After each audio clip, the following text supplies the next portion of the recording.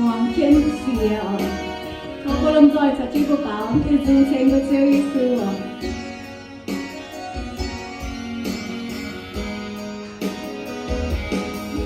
天界就耶稣的有权，您讲过你的愛傳達，您談開過路的面，您可憐愛上面當在不久。